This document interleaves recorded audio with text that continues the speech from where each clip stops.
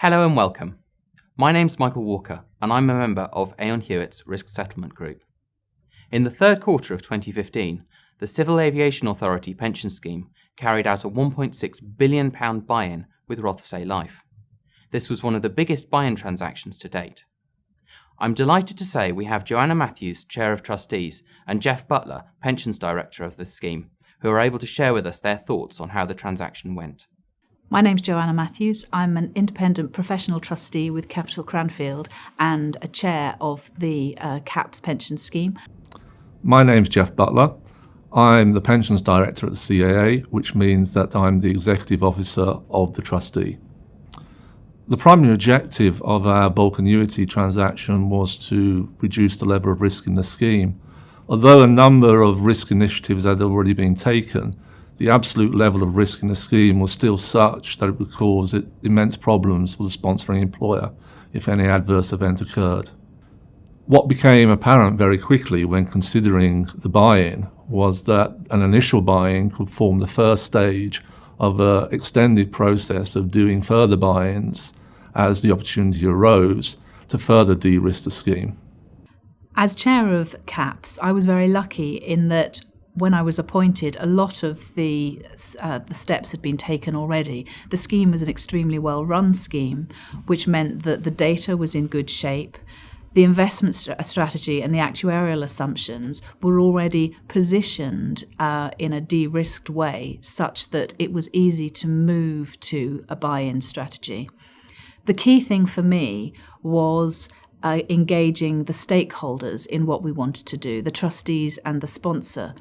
And so we needed to undertake a training and workshop program to help them understand what it was we wanted to do, why we wanted to do it, and make sure that they were completely supportive of us. At the beginning, clearly, we needed to do our research in both the price of the transaction and to monitor that, and to monitor the covenants of the various providers. In our situation, we were very fortunate in that with the provider that we selected, Rothesay, the price and the covenant came together and the trustees were very happy with both. We also had to look at the legal benefits and ensure that those were correct. And indeed, a legal issue did come out that we needed to resolve, but that was able to be done relatively smoothly, thanks to the good cooperation of our various advisors involved. A very important feature of the transaction for us was the price lock that we obtained from Rothesay towards the end of that transaction. Given our situation, we needed to transact at a price which was below our technical provisions.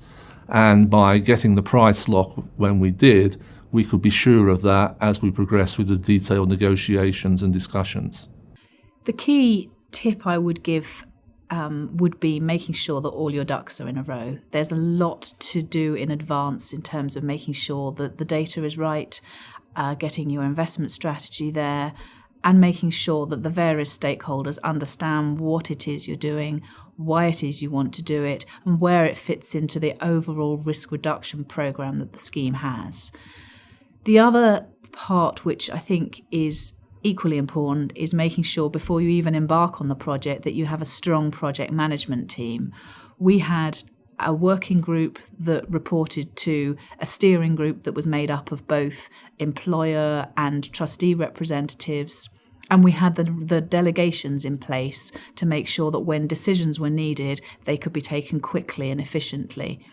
We were also supported by an experienced team who operated very collaboratively, and all the stakeholders and all the various advisors pulled together in order to get the project done. That's very important. There's one other area which I think is equally important, which is making sure that you know in advance how and when you want to communicate with members. Because once the project is signed, a member communication will need to go out straight away, because otherwise members will read it in the press. And so making sure that is right before you put pen to paper at the end of the project is very important. And members won't necessarily understand why you're doing what you're doing. And so making sure that you communicate that in the right way to reassure and not alarm is something that's important to get right before the project's completed. My top tip, if you're considering a bulk annuity, is that this is now a relatively well-worn path. So find yourself experienced advisors, get them together early, and follow their advice. The best thing about this entire process is that I'm also a member of this scheme, and I feel much more secure having done the buy-in than I did before. So overall, it was a lovely project to be involved with, and I was really pleased that I'd been appointed to CAPS at such a strategic moment in its history, and it was great to have the support of all the advisors and Jeff and the team, and feel that it was a job well done. For more information on any of the themes discussed today, please visit our website www.aonhewitt.co.uk/risk settlement, or email us at talktous@aonhewitt.com, or get in touch with your usual Aon Hewitt consultant.